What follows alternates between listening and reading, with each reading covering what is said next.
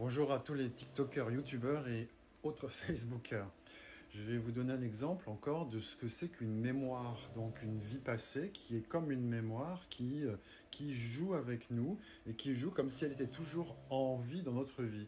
C'est une autre vie que nous avons eue, mais le personnage que nous avons été, pour plein de raisons, de déception, d'incompréhension, eh bien, cette mémoire dans notre aura, dans notre système énergétique est toujours présente, comme si elle était vivante. Et alors qu'elle est d'un autre temps, d'une autre époque, elle va interagir avec nous aujourd'hui.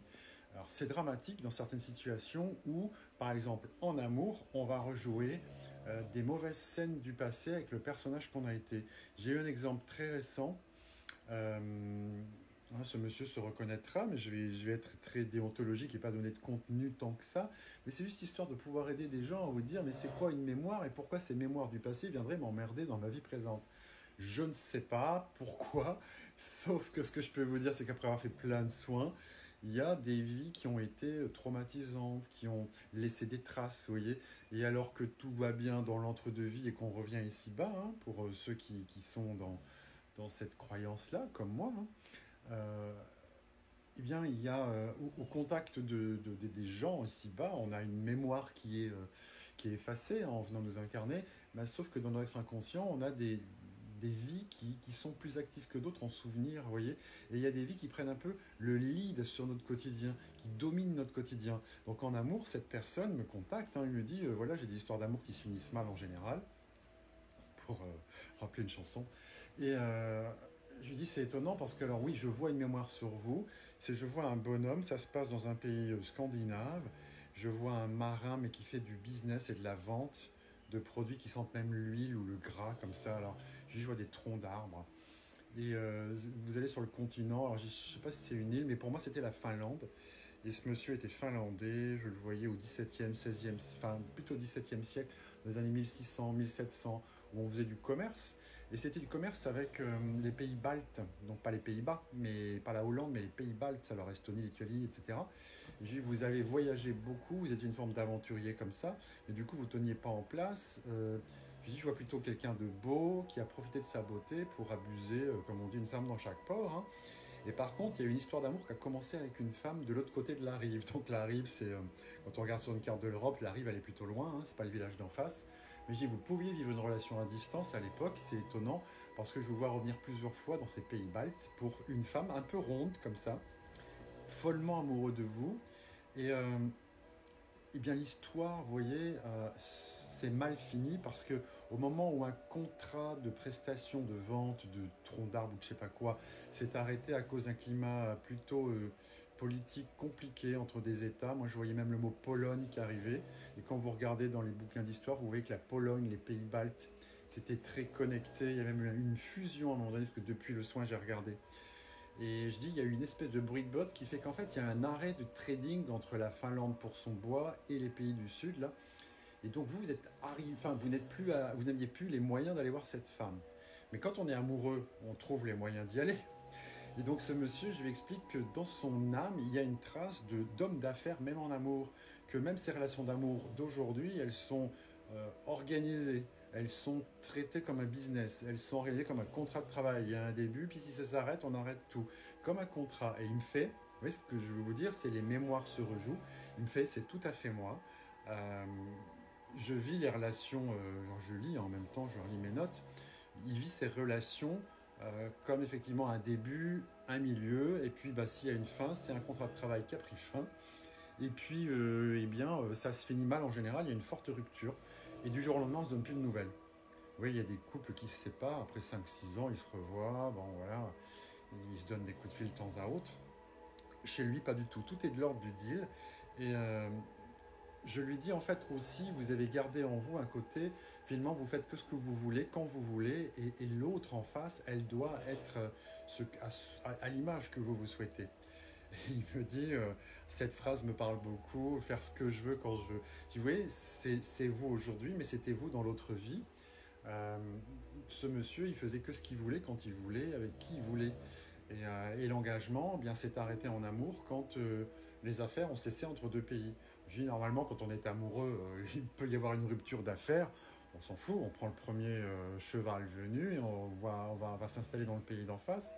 On n'est pas au 20e ou 21e siècle, c'est sûr, mais vous qui aviez voyagé, peut-être que cet homme aurait pu faire ce chemin. Donc moi, mes guides me disaient, ben, il ne l'a pas fait. Il l'a pas fait, elle a attendu, elle a beaucoup souffert de ce manque de lui, parce qu'il se voyait à distance. Et il me dit, mais en fait, je suis dans ma vie d'aujourd'hui quelqu'un qui vit mes relations à distance. Je ne sais plus comment il a eu de relations, je crois que c'était au moins 3 ou 4 relations de quelques années.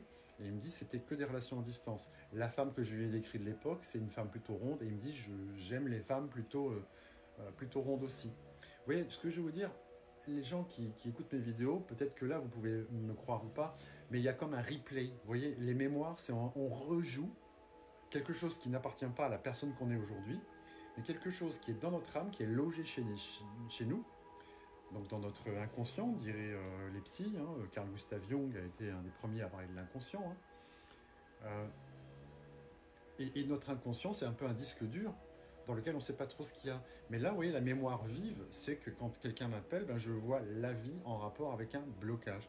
Et c'est très étonnant de voir que finalement, la vie, l'amour pour lui, s'est contractualisé comme à l'époque. Et ça vient de où? De là-bas. Donc le soin, qu'est-ce qu'on soigne?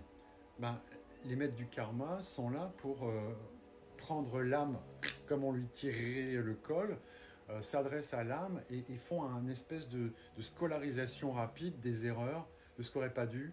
Je ne peux pas vous le décrire comme ça, mais moi, quand je travaille avec quelqu'un, ben, j'ai la personne et on parle. Parfois, on rigole, parfois, on pleure. Et étonnamment, j'assiste, moi, à 3 personnes qui sont 3 entités, trois maîtres, et qui recadrent une autre personne qui est votre âme. Si on considère qu'une âme, c'est comme une personne physique, mais elle se prend un sacré rappel des erreurs qu'elle a commises.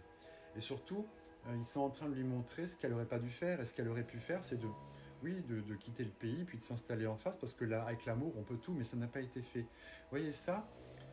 Je lui dis, dans votre vie d'aujourd'hui, vous cherchez à réparer ça en revivant la même scène. Ça me fait penser à un film des années 90, où c'est le gars qui se réveille le matin, et c'est la même journée qui reprend tout le temps. Et je lui dis, mais les mémoires qu'on a, elles nous font revivre les mêmes histoires en boucle. On a l'impression d'être des hamsters en cage. Donc je ne sais pas dans quel monde nous vivons, ce n'est pas l'objet de cette vidéo. S'il y en a qui font des recherches sur la matrice, c'est intéressant parce que j'irai rejoindre plutôt ce point de vue-là. J'ai l'impression que c'est un truc très matriciel dans lequel on rejoue des choses, parce que je suis très étonné que les mémoires qui s'activent ont toujours des tendances à coloriser notre vie d'aujourd'hui avec des vieilles couleurs d'une autre époque, d'un autre temps, ce qui fait qu'on va chercher à rejouer une scène jusqu'à ce qu'on la répare. Je dis, vous ne pouviez pas la réparer, parce que la preuve, vous avez essayé 3 ou 4 fois de réparer ça en amour, mais à chaque fois, vous la finissez, l'histoire de l'amour, avec une porte qu'on ferme violemment. Comme à l'époque, ça a été fermé violemment lorsqu'il n'y a plus eu de business entre 2 pays. Vous n'êtes jamais allé la voir en face, quoi. Donc, tout s'est arrêté du jour au lendemain. Elle a beaucoup souffert. Euh, donc, ça donne des relations rigides. Vous voyez, donc, la vie d'après, bon, on va essayer de réparer. Mais des fois, on n'a pas le déclic. Là, il pouvait continuer ad vitam aeternam, parce que je ne sais pas dans quoi il allait, mais c'était refaire la même chose. Donc bon, le monde est monde. Aujourd'hui, il y a beaucoup d'outils, il y a les TikTok et les machins. On peut voir beaucoup de développement personnel, de médium, d'hypnose régressive bidule. Et au moins, on a une possibilité de sortir du tout moi pour aller un peu plus dans l'immatérialité où certains collègues psychothérapeutes ne croient pas du tout à l'immortalité de l'âme. Donc moi, je leur dis, vous avez des limites, parce que quand quelqu'un m'appelle, c'est la première chose que je vais voir, c'est spontané, et malgré un travail thérapeutique de quelques années, qu'il faut faire, il y a un repeat, quoi. Le repeat, il vient de où? Il vient de la mémoire, il vient des mémoires actives. Donc oui, je le dis ici, et je l'assume, on vit un monde bourré de mémoire. Et quand on fête le 11 novembre, quand on fête le 14 juillet, quand on fête Noël, les rituels, les machins, ça fait partie d'une forme d'hypnose collective dans laquelle on s'enferme, parce qu'à force d'aller chercher les mémoires, on s'accroche à un cadre collectif qui veut nous faire penser que ce que ce cadre collectif veut. Voilà, j'en dirai pas plus là-dessus. Mon métier, c'est plutôt de vous aider individuellement, mais je tenais à vous montrer ce que c'est qu'une mémoire qui se rejoue. Pour prendre rendez-vous, vous avez dans Calendly 15 minutes, ça se trouve sur mon site internet, ou ici, je vais redonner le lien, www.booster-coaching.fr, c'est le tiret au milieu, c'est le tiret du 6.